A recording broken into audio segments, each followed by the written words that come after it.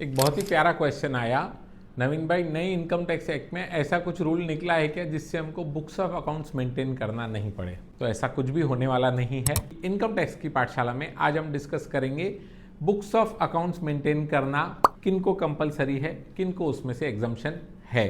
तो सबसे पहले आते हैं आपके कुछ स्पेसिफाइड प्रोफेशंस जिनको कभी भी एग्जम्पशन मिलने वाला नहीं है, जैसे लीगल प्रैक्टिशनर हो गए, doctors, CEOs, company secretaries, architects.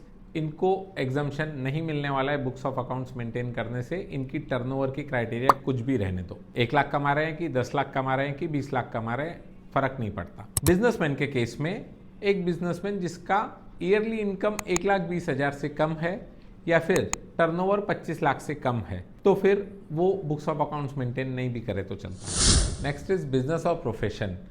ये केसेस में अगर पिछले टैक्स ईयर में आपका इनकम 1,20,000 से कम था या टोटल टर्नओवर आपका 10 लाख से कम था, ग्रॉस रिसीट्स, टर्नओवर या सेल प्रोसीड्स 10 लाख से कम था, तो फिर आपको बुक्स ऑफ अकाउंट्स मेंटेन करने की ज़रूरत नहीं है। लेकिन अगर कोई नया बिजनेस है, फर्स्ट ईयर है, तो आपको उसमें खुद का असेसमेंट करना है कि आपका टर्नओवर, सेल्स प्रोसीड्स 10 लाख से कम रहेंगी क्या, अगर 10 लाख से ज़्यादा जाने वाली है या फिर आपकी इनकम 1,20,000 से ज़्यादा जाने वाली है, तो आपने बुक्स ऑफ अकाउंट्स मेंटेन करना चाहिए।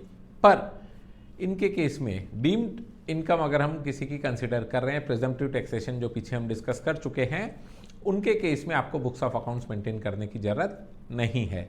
एक और इंडिविजुअल और एचयूएफ के केस में लिमिट थोड़ी सी ज़्यादा है। अगर इंडिविजुअल है जिसको इनकम लग रही है कि 2.5 लाख से कम होंगी या पिछले साल में 2.5 लाख से कम थी या टर्नओवर 25 लाख की क्राइटेरिया को फुलफिल नहीं करने वाला है, सेल प्रोसीड्स उससे ज़्यादा नहीं है, इंडिविजुअल और एचयूएफ के लिए थोड़ा सा लिमिट ज़्यादा है।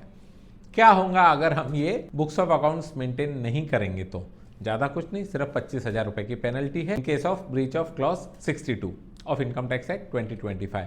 बुक्स ऑफ अकाउंट्स में मेंटेन क्या करना है? तो डिजिटली आप रिकॉर्ड्स मेंटेन कर सकते हैं। अकाउंट्स मेंटेन करना मतलब आपके सेल परचेज की डिटेल्स रहनी चाहिए, बैंक ट्रांजेक्शन्स, कैश ट्रांजेक्शन्स जो है पूरे अकाउंट फॉर होने चाहिए। उसके लिए जो हमको बेसिक लेजर्स और अकाउंट्स मेंटेन करना पड़ता है।